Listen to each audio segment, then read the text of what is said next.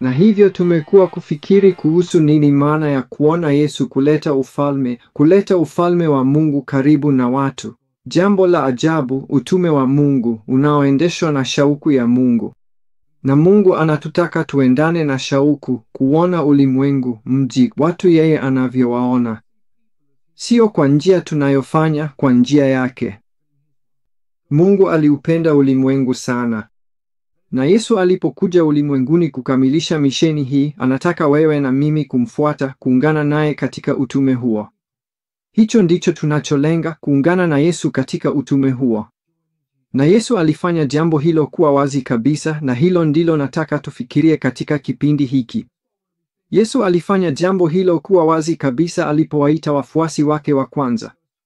Walikuwa wanaitwa wanafunzi, na mwanafunzi kwa kweli ni mtu anayejifunza kutoka kwa mwingine kwa kumfuata, kumtazama na kuona jinsi anavyoishi maisha yake. Hiyo itakuwa mfano wa jinsi ya kuishi, na ndivyo wanafunzi walivyokuwa, walimfuata Yesu na wakajifunza kutoka kwake. Na alipowaita wanafunzi wake wa kwanza, inasema mara baada ya Yesu kutangaza kwamba ufalme wa Mungu umekaribia. Baada ya hapo, Yesu akaenda. Marko 1:16 inasema, Yesu kando ya ziwa Galilaya alimwona Simoni na ndugu yake Andrea wakitupa nyavu zao, walikuwa wavuvi. Yesu akawaambia, njoni mnifuate, nami nitawafanya kuwa wavuvi wa watu. Mara moja wakaacha nyavu zao wakamfuata.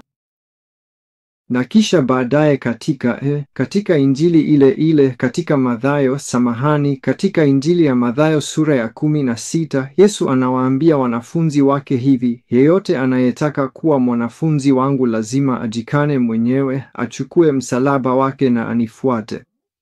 Na kile ambacho Yesu anasema ni hiki, kwamba kama kweli tunataka kuwa wafuasi wake, basi inamaanisha kutambua kwamba hatusemi tu, sawa Yesu, hii hapa maisha yangu, ninaishi maisha yangu na kufanya ninachotaka kufanya. Tafadhali ingia katika maisha yangu na unipe zawadi inayoitwa mbinguni ili niendelee kuishi maisha yangu na siku moja nipate hii zawadi ya mbinguni. Hapana, Yesu anachosema ni hiki, kwamba ikiwa tutamfuata, basi ina maana kwamba tunajikana nafsi, tunachukua msalaba wetu, tunamfuata. Kwa maneno mengine, sisi sio tena wale ambao tunatawala maisha yetu. Kwa maneno mengine, maisha yetu hayanihusu mimi tu. Kwa hakika inamhusu Mungu na inamhusu Yesu na inahusu utume ambayo Yesu alikuja kufanya. Yesu anaposema chukua msalaba wako, alikuwa anaenda kuchukua msalaba wake halisi ili aende kufa kwa ajili ya dhambi za dunia, kufa kwa ajili ya wanadamu, kuleta ufalme wake karibu, kufa kwa ajili yako na yangu, akifanya hivyo kwa kweli. Kwa hiyo Yesu anaposema kuwa mfuasi wangu, anamaanisha kuwa mtu ambaye yuko tayari kuweka maisha yake chini, kumfanya Yesu kuwa yule unayeishi kwa ajili yake, na hapo utaweza kutoka nje ya mipaka yako mwenyewe. Na unijoini katika jukumu hili kuu la kuleta ufalme wa Mungu kwa wale walio wa mwisho, waliopotea na walio duni, wale ambao Yesu alikuja kwa ajili yao. Tunaweza kuungana naye katika jukumu hilo. Lakini tukijifanya bado ndio kitovu, hatutawahi kufanya hivyo, maana maisha yatatuhusu sisi tu. Mwishoni mwa Injili ya Mathayo, Yesu anasema, mamlaka yote mbinguni na duniani nimepewa mimi. Hivyo nendeni mkawafanye mataifa yote kuwa wanafunzi, mkiwabatiza kwa jina la Baba na la Mwana na la Roho Mtakatifu, na kuwafundisha kuyashika yote niliyowaamuru. Na hakika mimi nipo pamoja nanyi siku zote hadi mwisho wa dahari.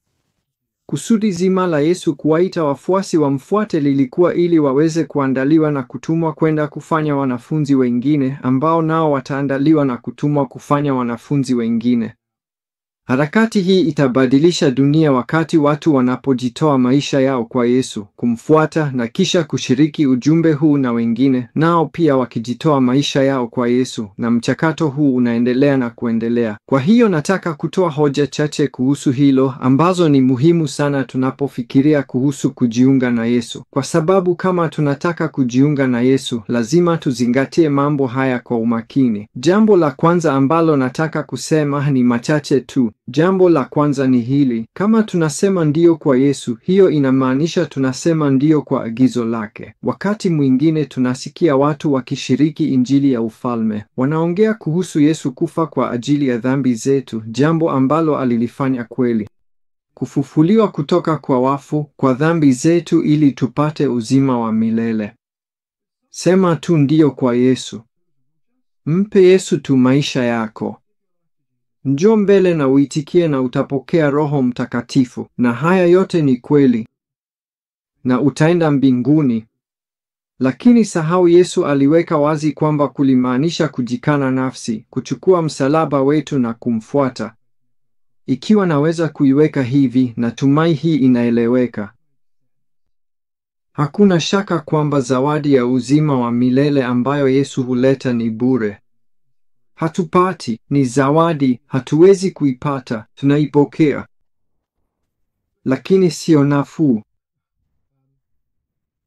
Sio jambo tunaweza kufikiria tu, vema, nitachukua hilo niendelee na maisha yangu.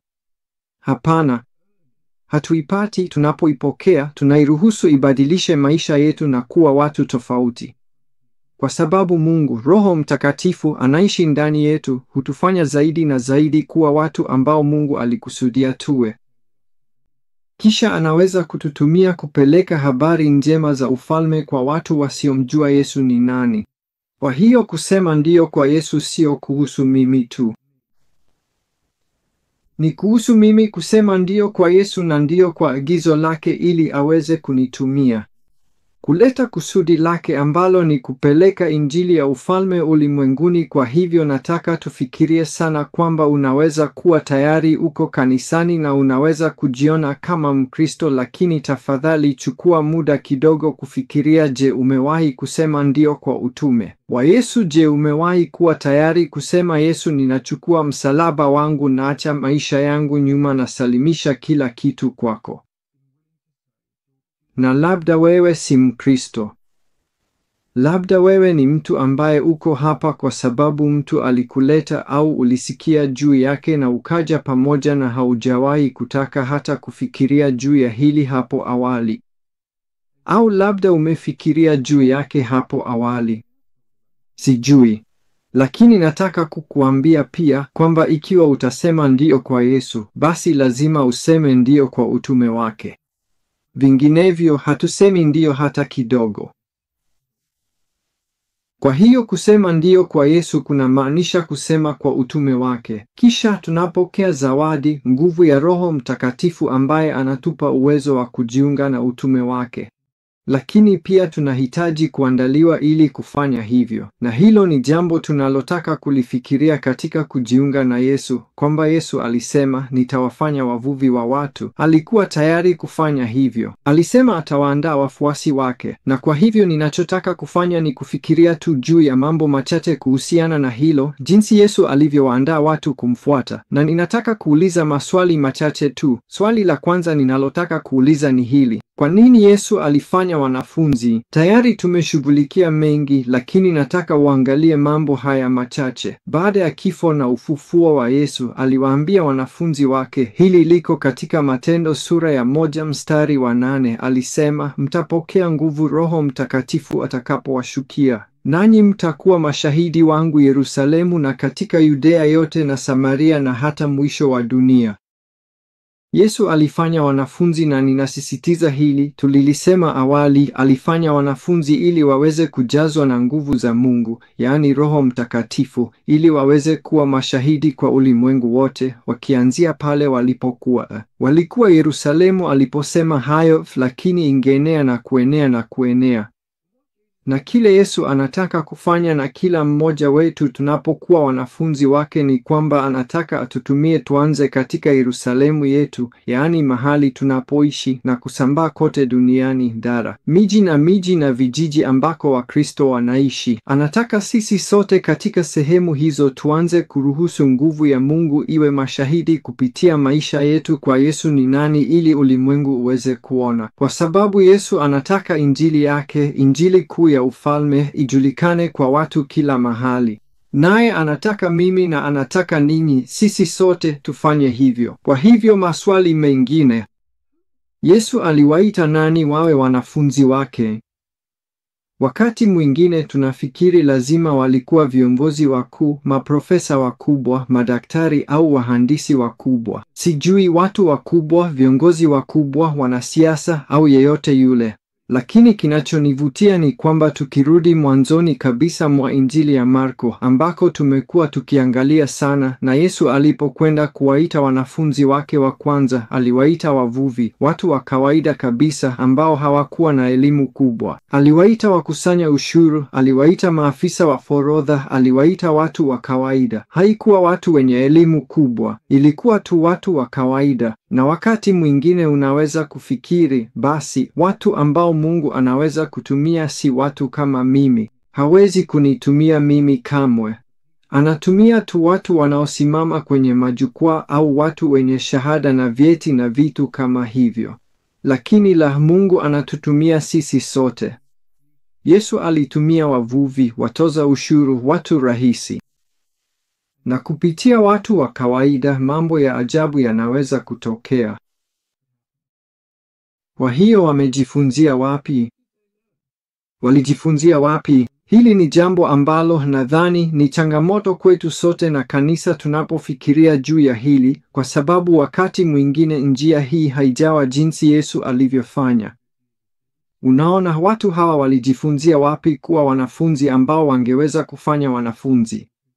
Wangewezaje kujifunza kusema ndio kwa utume wa Yesu na kushiriki habari njema ya ufalme na watu, kuishi kati ya watu na kumleta Yesu kwao?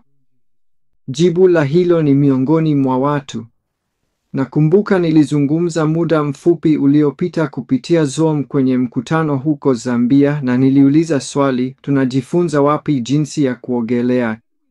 Na kila mtu akacheka. Walifikiri ni swali la kuchekesha. Tunajifunza wapi kuogelea? Nikamwomba mchungaji aje asimame, ageuke na ashiriki. Alisimama mbele ya watu na akasema, nilimwona skrini, nilikuwa Zoom. Akaambia watu, mahali kwenye maji unajifunza kuogelea. Hakuna mahali pa kujifunzia kuogelea, ni kwenye maji. Unaweza kusoma vitabu uogeleaji, kuelea na mengine. Lakini kama tunataka kuogelea, lazima tuingie majini halafu tuinue miguu yetu kutoka chini. Na ni sawa kabisa na kuwa mwanafunzi wa Yesu, anayefanya wanafunzi wengine na kujiunga na utume wa Yesu, kusema ndiyo. Mahali pekee ambapo tunaweza kujifunza kufanya hivyo si ndani ya jengo, bali ni miongoni mwa watu tunapofanya kazi, tunapoishi, shuleni, chuo kikuu, chuo, hospitali, popote mahali tulipo. Hapo ndipo tunapojifunza. Na tunaposimama pamoja katika mtaa huu sasa hivi, kote karibu nasi wapo watu ambao ni sehemu ya kanisa la Yesu Kristo. Ni lazima tujifunze kama kanisa jinsi ya kuandaa watu, sio tu kwenye chuo katika vyumba ambavyo tumejenga kwa kuta zinazowazunguka, lakini kati ya watu. Na kisha Yesu alifundishaje? Hilo ndilo jambo la mwisho ninalotaka kufikiria, na ni mfano rahisi sana nataka kutaja. Na hili ni jambo ambalo unaweza kujifunza mengi kutoka kwake kwa kutembelea kujiunga na mtandao wa wanafunzi wa Yesu, ambayo nitasema zaidi juu yake kwa muda mfupi tu. Lakini Yesu alifanya hivyo jinsi gani? Alikuwa na mbinu rahisi sana. Mambo matatu kwa urahisi sana. Kwanza, aliwaambia watu kile walichopaswa kufanya. Pili, aliwaonyesha jinsi ya kufanya hivyo. Na tatu, alisema sasa nenda ukafanye. Aliwatuma kufanya hivyo. Aliwaambia, aliwaonyesha, aliwaacha wafanye hivyo. Hili hapa jambo.